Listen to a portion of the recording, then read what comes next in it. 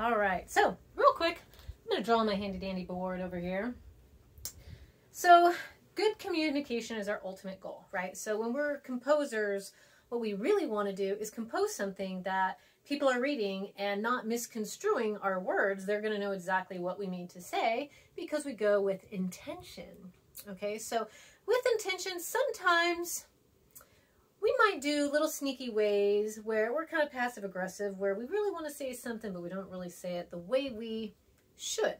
I'm going to show you how we do that as people who communicate through text messages. So I'm going to show you as a quick text message between two people. So imagine you are, actually this is a text message between you and someone you're in a relationship, right? You're in a relationship with someone and you just sent this very long text letting them know what you're going to be doing, and it's very long and detailed so that way they understand, right? So we're communicating very well. And then you get the response. This is what you get as a response, okay? After your very long text message, this is what you get.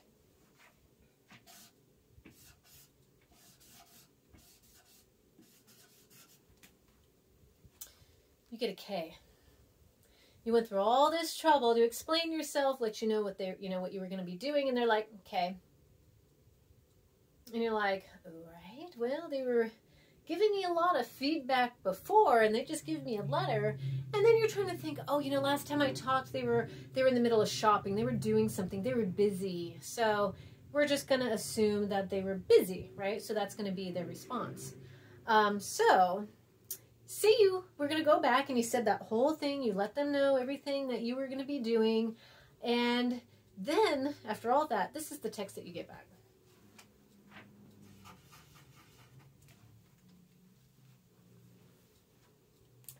K with a period. So you just received this text message after you sent all the things that you said, okay? What's your instinct when you see that? Usually when I do this in front of class, for some reason, every single time I do the K with the period, the class goes, ooh, because we know that period is telling us that we're actually not very happy. We were already questioning how this person felt. They're like, hey, we're like, all right, maybe they were just in a hurry and that was like the best they could do. But to put in that period, that took extra effort. That took some more work. That's telling us right now that there's more to how they're feeling than just, oh, okay, do whatever you got to do. That's fine. And right now we can see that they're angry. So some of you might argue and say, oh, well, my phone automatically gives a period if I put extra spaces or something along those lines. Sometimes that's the case. But when we know our partners, usually we get something like this. We're like, I'm going to hear about it when I get home. So this is just something to consider when you're writing and we're using punctuation. There's a lot of power to that. There's power in it, and I'm going to show you a little bit later some memes, how punctuation does matter. You'll see it's a link on our Canvas where sometimes punctuation matters because we want to say things clearly and to the point, and sometimes passive aggressively, right? Okay, so I'm going to show you a couple other things. I'm going to scroll through here. All right, so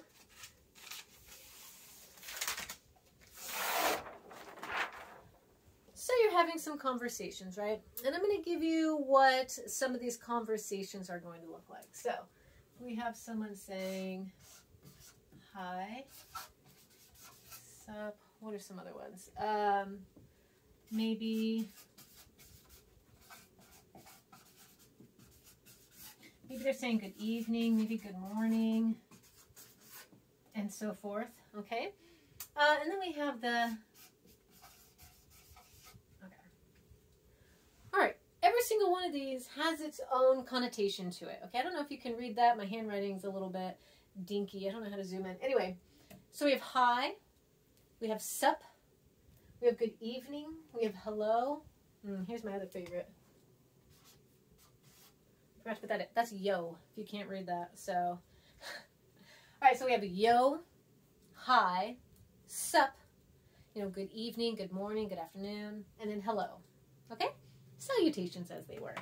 Now each one of these salutations has its own little connotation to it. When you hear yo, that's between, probably very intimate, like friends. That's usually friendly. Yo, what's up? Okay. When we see hi, that's friendly. It's usually a hi, kind of feels more like, Hi, friend, how are you? Okay. When we hear sup, sup could be, there's different ways people have used this. I've had students say sup to me in emails. If I get a sup or a yo in my emails from you, I'm deleting it and I'm not even going to read it. So just as a little heads up, out of respect, when I talk to friends and stuff, I don't be like, yo, what's up? I say, hey, hi, hello. Or if my husband's like, hey, baby, what's up? You know, like nicknames. That's kind of how I prefer to be communicated with, okay? It's just more a level of respect, okay? And then good evening and good morning. These are nice because say you're sending out an email to somebody and it's in the morning and you say good morning. When they finally get that email, they'll be like, oh, they sent that this morning.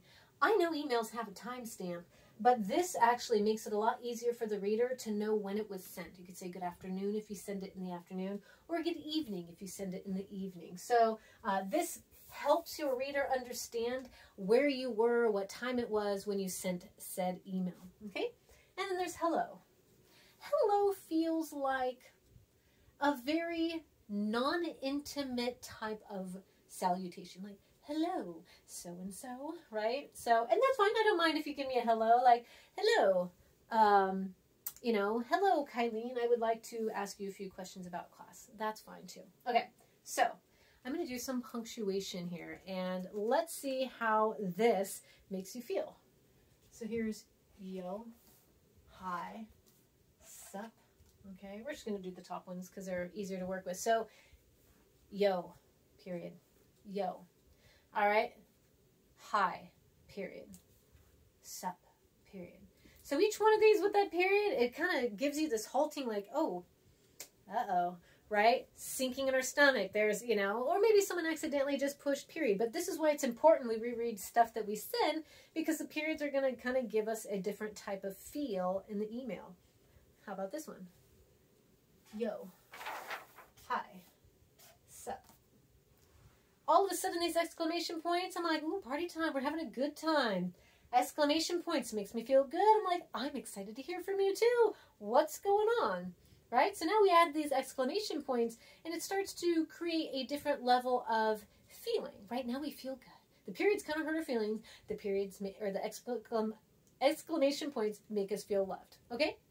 Now I'm going to do one more punctuation. Here we go.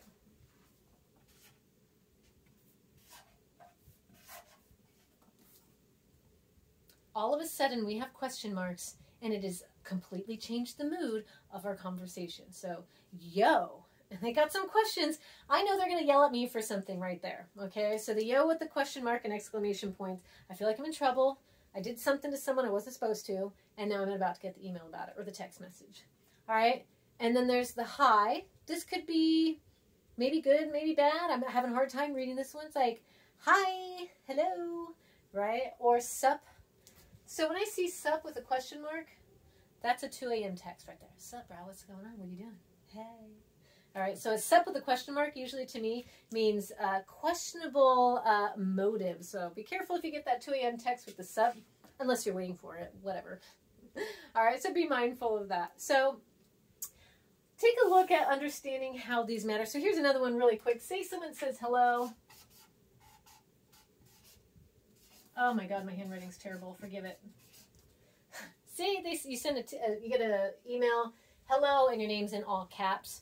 We can read that it's not yelling at us. Sometimes all caps feels like it's yelling, but this all caps tells us it's not an intimate email. It is not somebody we know. It is probably the bank or somebody who had to automatically put our name, like auto-generated, into said email or text message or whatever, right? So if ever you get a hello followed by your name in all caps, it's usually an auto-generated thing. Most people don't text that way.